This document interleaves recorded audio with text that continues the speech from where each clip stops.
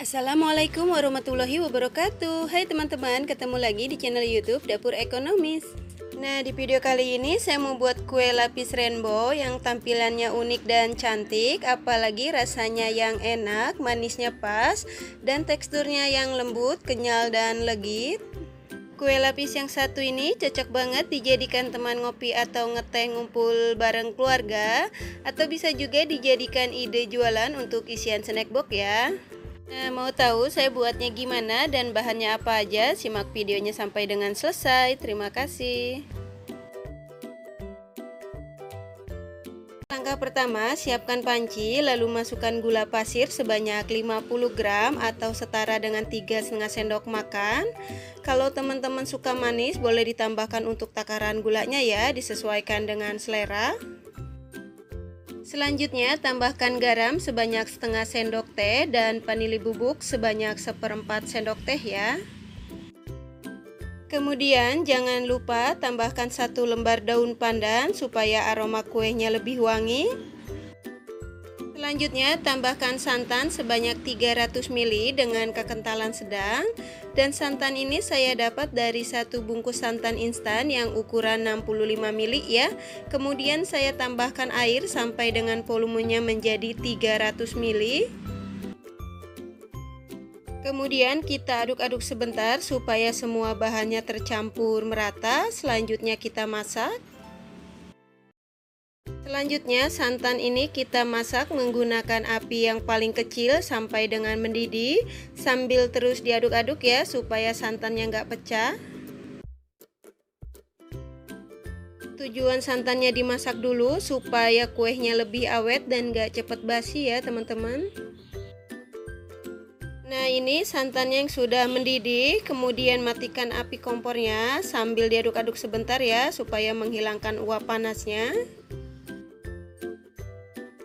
Selanjutnya kita diamkan di suhu ruang sampai benar-benar dingin untuk santannya ini ya, baru bisa digunakan.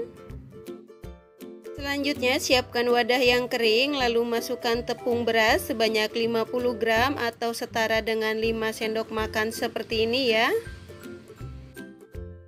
Selanjutnya tambahkan tepung tapioka atau tepung kanji sebanyak 30 gram atau setara dengan 3 sendok makan seperti ini. Kemudian selanjutnya tambahkan tepung terigu sebanyak 15 gram atau setara dengan 1,5 sendok makan ya. Kemudian kita aduk supaya bahan keringnya tercampur dengan rata. Kemudian setelah bahan keringnya tercampur dengan rata, lalu kita tambahkan dengan santan yang sudah dimasak tadi ya, dalam keadaan sudah dingin secara bertahap.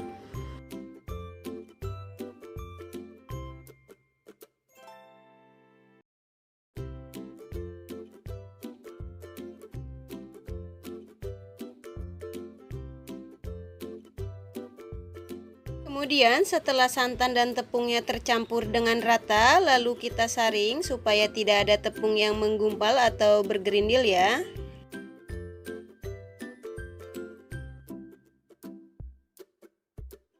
Dan untuk hasil adonan setelah disaring ini sekitar kurang lebih 400 ml ya. Kemudian untuk adonan kita bagi menjadi 7 bagian. Nah, ini dia adonannya yang sudah saya bagi menjadi 7 bagian, dan untuk adonan yang pertama sampai dengan adonan yang keenam di sini saya tuang dengan takaran yang sama masing-masing sebanyak 35 ml ya. Dan untuk adonan yang ketujuh di sini untuk sisa adonannya sekitar kurang lebih 190 ml. Kemudian untuk semua adonan ini masing-masing kita beri warna.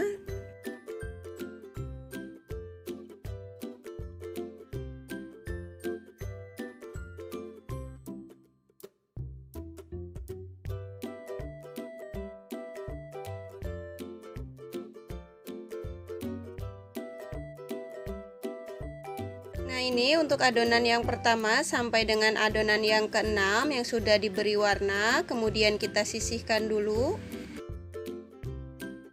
Lanjut kita ke adonan yang ketujuh. Di sini saya tambahkan pewarna putih makanan sebanyak 1/4 sendok teh. Kemudian kita campurkan dengan sedikit adonan, lalu aduk supaya warnanya tercampur dengan rata ya.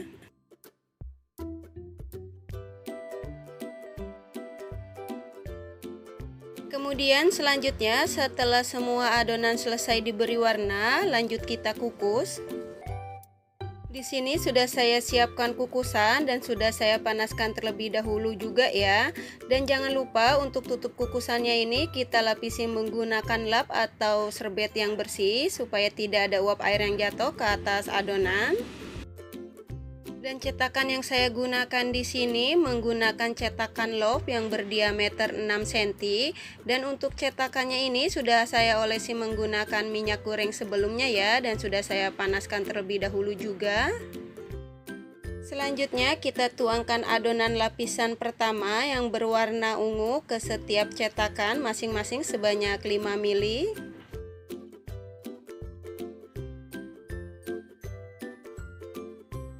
Kemudian kita kukus selama 3 menit menggunakan api yang paling kecil. Setelah 3 menit kita buka tutup kukusannya. Selanjutnya kita masukkan adonan yang berikutnya yang berwarna putih ke setiap cetakan masing-masing sebanyak 5 ml. Dan jangan lupa setiap menuangkan adonan yang baru, untuk adonannya itu kita aduk-aduk sebentar ya supaya tidak ada adonan yang mengendap di bawah. Lanjut kita kukus kembali selama 3 menit. Untuk videonya kita percepat aja. Jadi untuk setiap lapisan warna kita selingi dengan warna putih ya. Lanjut kita kukus kembali selama 3 menit.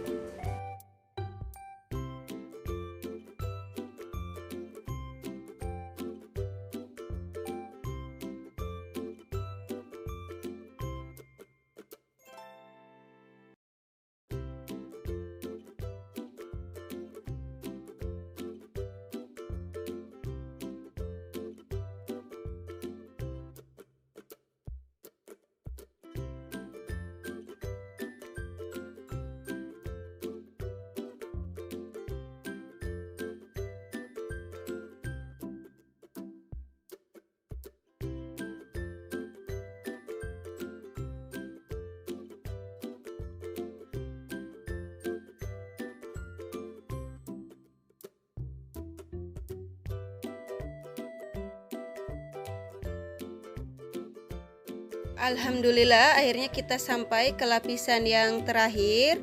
Lanjut kita tuang adonan yang berwarna pink ke setiap cetakan masing-masing sebanyak 5 ml atau sampai dengan adonannya habis ya. Dan untuk adonan yang terakhir di sini kita kukus kurang lebih selama 20 menit atau sampai dengan matang menggunakan api yang paling kecil. Dan jangan lupa untuk kukusannya ditambahkan lagi air supaya nggak kering. Dan setelah 20 menit kita buka tutup kukusannya. Nah ini dia kuenya yang sudah matang ya. Kemudian matikan api kompornya, lalu angkat dan tiriskan. Dan untuk kuenya ini kita diamkan dulu di suhu ruang sampai benar-benar dingin, baru dikeluarkan dari cetakan.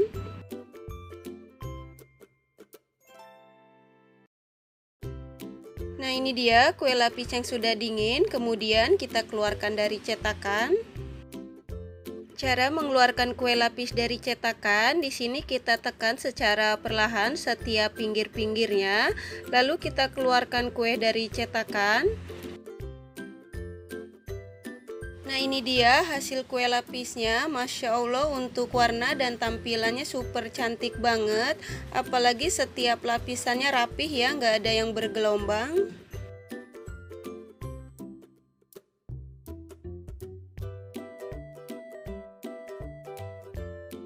Ini dia kue lapis yang sudah jadi dan siap untuk disajikan. Kue lapis yang satu ini cocok banget dijadikan teman ngopi atau ngeteh ngumpul bareng keluarga, atau bisa juga dijadikan ide jualan untuk isian snack box ya.